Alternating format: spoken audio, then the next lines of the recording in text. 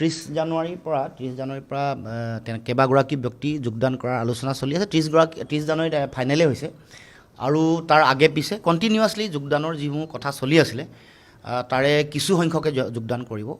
আৰু মই ভাবোঁ যে এই যিটো আমাৰ প্ৰতি যিটো মানে সকলোৰে এটা আশা বা আমাৰ যিসকলে আমাক এই জাতীয়তাবাদী আদৰ্শৰ প্ৰতি সন্মান প্ৰদৰ্শন কৰি আমাৰ লগত যোগদান কৰাৰ যিবোৰ কথা আছিল সেইবোৰ খুব সোনকালে তেওঁলোকৰ লগত আলোচনা বিলোচনা কৰি দলত যোগদান কৰাৰ যিটো পৰিৱেশ আমি শক্তিশালী ৰূপত গঢ়ি তোলাৰ কাৰণে আমি চিন্তা চৰ্চা কৰিছোঁ। চাওক, সেইবোৰ কথাটো চলি আছে, কথা চলি আছে, মানে ফাইনেলাইজ হোৱা নাই বিধায়ক আৰু প্ৰাক্তন সাংসদ, কিন্তু খুব সোনকালে এইবোৰ নিশ্চয় নিষ্পত্তি হ'ব। প্ৰাক্তন বিধায়ক, প্ৰাক্তন সাংসদ, প্ৰাক্তন নেতা, অসমৰ জাতীয় জীৱনৰ কিছুমান মানে প্ৰতিষ্ঠিত নেতা, সংগ্ৰামৰ নেতা, সেইসকল। চাওক, আমিতো ইতিমধ্যে কৈছোঁ আমি অ'পেন মাইণ্ডেড। আমাৰ মূল প্ৰাইম লক্ষ্যটোৱে বিজেপিক পৰাভূত কৰা, আমাৰ নিজৰ স্বাৰ্থ সুৰক্ষিত কৰা বা আমি ইগ' অহংকাৰ লৈ বহি থকা আমাৰ কোনো দৃষ্টিভংগী নাই। গতিকে আমাৰ স্পষ্ট দৃষ্টিভংগী বিজেপিক হৰুৱাব লাগে, বিজেপিক উৎখাত কৰিব লাগে, পৰাভূত কৰিব লাগে। তাৰ কাৰণে একতাৰে যুঁজিব লাগে আৰু সেইকাৰণে ইয়াত কোনো যিয়ে নকওক, লাগিলে তেওঁলোকেই কওক বা আমিয়ে কওঁ, আমিতো অ'পেন মাইণ্ডেড। প্ৰস্তাৱ দিলে লগ কথা পাতিম। নাই, মইতো খুব যোগাত্মক। মই বিজেপিক প্ৰতিহত কৰাটোৱে মই সন্মুখত লক্ষ্য বিজেপিক পৰাভূত কৰিব লাগিব, বিজেপিক প্ৰতিহত কৰিব লাগিব। তাৰ কাৰণে মই সকলোকে আহ্বানো জনাই আছোঁ। আমি সকলোৱে কথা বুজি পাওঁ যে ঐক্যবদ্ধ নহ'লে বিজেপিক পৰাভূত কৰাটো ইমান সহজ নহয়। পৃথিৱীৰ আটাইতকৈ ধনৱন্ত ৰাজনৈতিক দল, তেওঁলোকে 15 বছৰ দিল্লীত শাসন, একেৰাহে 3টা টাৰ্ম, অসমত 2টা টাৰ্ম সম্পূৰ্ণ হওঁ তৃতীয়বাৰৰ কাৰণে তেওঁলোক নিৰ্বাচনত অৱতীৰ্ণ হ'ব। গতিকে তেনে প্ৰেক্ষাপটত তেওঁলোকৰ সাংগঠনিক সম্প্ৰসাৰণো একেবাৰে তৃণমূল পৰ্যায়লৈকে হৈছে। গতিকে বাস্তৱ পৰিস্থিতি সকলোৱে অনুধাৱন কৰিব লাগিব, সকলোৱে উপলব্ধি কৰিব লাগিব আৰু তেওঁলোকক পৰাভূত কৰিবৰ কাৰণে আটাইতকৈ ষ্ট্ৰং নেৰেটিভটো ইউনিটি বিৰোধীৰ মাজত। গতিকে এইটো সকলোৱে বুজাটো দৰকাৰ, সকলোৱে বুজি আলোচনাৰ মাধ্যমেৰে, এইটো ৰাজহুৱাভাৱে কোৱা কথা নহয়, আলোচনাৰ মজিয়াত কথা বতৰা পাতি সকলো কথা সিদ্ধান্ত ল'ব লাগিব। সংবাদ মাধ্যমৰ আগত ৰাজহুৱাকৈ কোৱাৰ লগে লগে সাধাৰণ কমন মানুহ, জনসাধাৰণৰ মাজত নিৰাশাৰ পৰিৱেশ এটা সৃষ্টি হয় যে তেওঁলোকে দেখোন মিলিবই নোৱাৰে, ইমান বিশৃংখল। এইটো কমন মানুহৰ মাজত ইয়াৰ এটা নিগেটিভ ইম্পেক্ট, নেতিবাচক প্ৰভাৱটো পৰে। গতিকে মই ভাবোঁ যে যাৰ য'ত যিমান সক্ষমতা আছে কথা বতৰা পাতি ঠিক কৰি ল'ব লাগে কোনে কিমান চিট খেলিব। এইটো ৰাজহুৱাকৈ কোৱা বিষয় নহয়, এইটো সংবাদ মাধ্যমৰ আগত কোৱা বিষয় নহয়, এইটো ষ্ট্ৰেটেজিকেল কথা এটা। কোনে কিমান চিট খেলিব, ক'ত খেলিব, ষ্ট্ৰং এৰিয়া, জাতীয়তাবাদৰ ষ্ট্ৰং এৰিয়া ক'ত, বাকী অঞ্চলসমূহত কোন খেলিব, কেনেকুৱা হ'ব, বাকী জাতি জনগোষ্ঠীসমূহৰ মাইক্ৰ' লেভেল মেনেজমেণ্ট কেনেকৈ হ'ব, এই সকলো কথা ষ্ট্ৰেটেজিকেল বিষয়। এইটো আপোনালোকৰ আগত কোৱা কথা বা ৰাজহুৱাকৈ জনসভাত কোৱা বিষয় নহয়।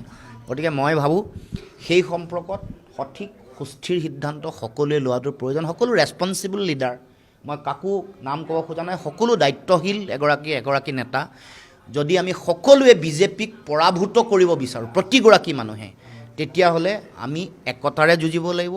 আমি এৰা ধৰা বুজা পৰাৰ মাজেৰে যুঁজাৰ পৰিৱেশ সকলোৱে ঠিক কৰিব লাগিব।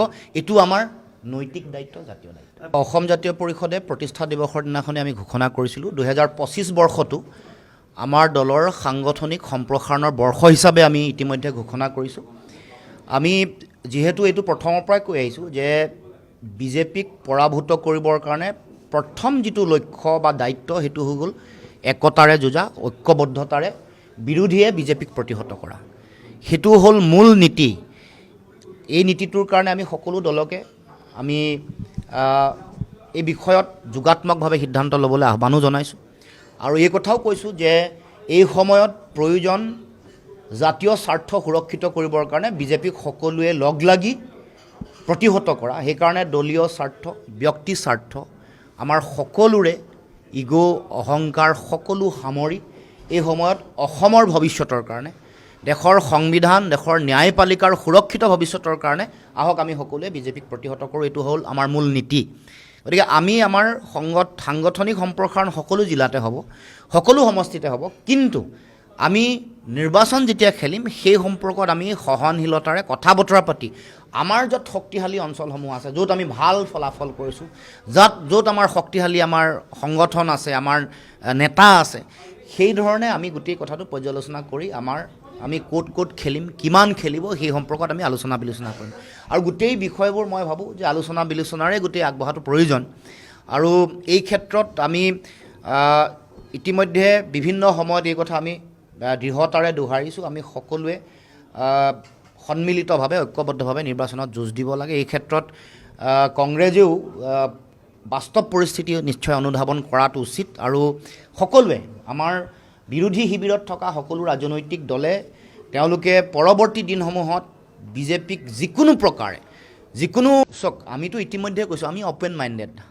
আমাৰ মূল প্ৰাইম লক্ষ্যটোৱে বিজেপিক পৰাভূত কৰা, আমাৰ নিজৰ স্বাৰ্থ সুৰক্ষিত কৰা বা আমি ইগ' অহংকাৰ লৈ বহি থকা আমাৰ কোনো দৃষ্টিভংগী নাই।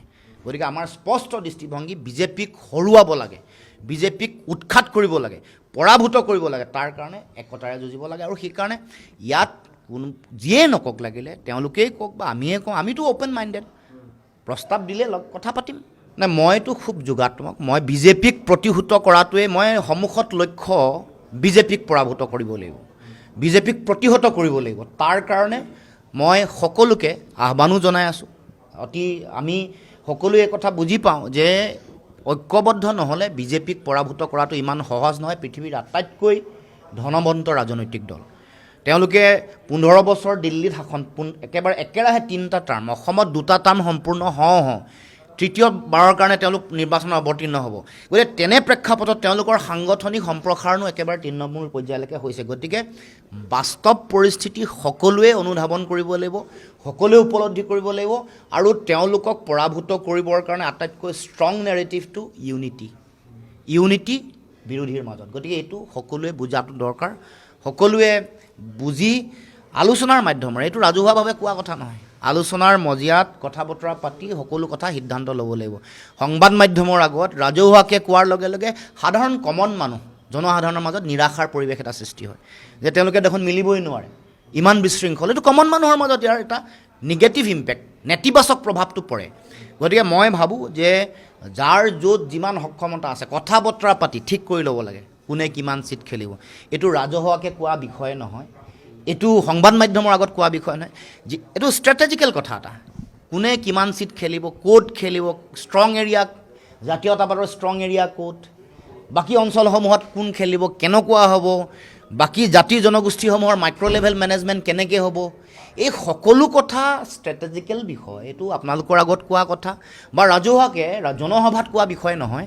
গতিকে মই ভাবোঁ সেই সম্পৰ্কত সঠিক সুস্থিৰ সিদ্ধান্ত সকলোৱে লোৱাটোৰ প্ৰয়োজন। সকলো ৰেছপনচিবল লিডাৰ, মই কাকো নাম ক'ব খোজা নাই, সকলো দায়িত্বশীল এগৰাকী নেতা, যদি আমি সকলোৱে বিজেপিক পৰাভূত কৰিব বিচাৰোঁ প্ৰতিগৰাকী মানুহে, তেতিয়াহ'লে আমি একতাৰে যুঁজিব লাগিব। আমি এৰা ধৰা বুজা পৰাৰ মাজেৰে যুঁজাৰ পৰিৱেশ সকলোৱে ঠিক কৰিব লাগিব। এইটো আমাৰ নৈতিক দায়িত্ব, জাতীয় দায়িত্ব। অসম জাতীয় পৰিষদে প্ৰতিষ্ঠা দিৱসৰ দিনাখনে আমি ঘোষণা কৰিছিলোঁ 2025 বৰ্ষটো আমাৰ দলৰ সাংগঠনিক সম্প্ৰসাৰণৰ বৰ্ষ হিচাপে আমি ইতিমধ্যে ঘোষণা কৰিছোঁ। আমি যিহেতু এইটো প্ৰথমৰ পৰাই কৈ আহিছোঁ যে বিজেপিক পৰাভূত কৰিবৰ কাৰণে প্ৰথম যিটো লক্ষ্য বা দায়িত্ব সেইটো হৈ গ'ল একতাৰে যুঁজা, ঐক্যবদ্ধতাৰে বিৰোধীয়ে বিজেপিক প্ৰতিহত কৰা। সেইটো হ'ল মূল নীতি। এই নীতিটোৰ কাৰণে আমি সকলো দলকে আমি এই বিষয়ত যোগাত্মকভাৱে সিদ্ধান্ত ল'বলৈ আহ্বানো জনাইছোঁ। আৰু এই কথাও কৈছোঁ যে এই সময়ত প্ৰয়োজন জাতীয় স্বাৰ্থ সুৰক্ষিত কৰিবৰ কাৰণে বিজেপিক সকলোৱে লগ লাগি প্ৰতিহত কৰা। সেইকাৰণে দলীয় স্বাৰ্থ, ব্যক্তি স্বাৰ্থ, আমাৰ সকলোৰে ইগ' অহংকাৰ সকলো সামৰি এই সময়ত অসমৰ ভৱিষ্যতৰ কাৰণে, দেশৰ সংবিধান, দেশৰ ন্যায়পালিকাৰ সুৰক্ষিত ভৱিষ্যতৰ কাৰণে আহক আমি সকলোৱে বিজেপিক প্ৰতিহত কৰোঁ। এইটো হ'ল আমাৰ মূল নীতি।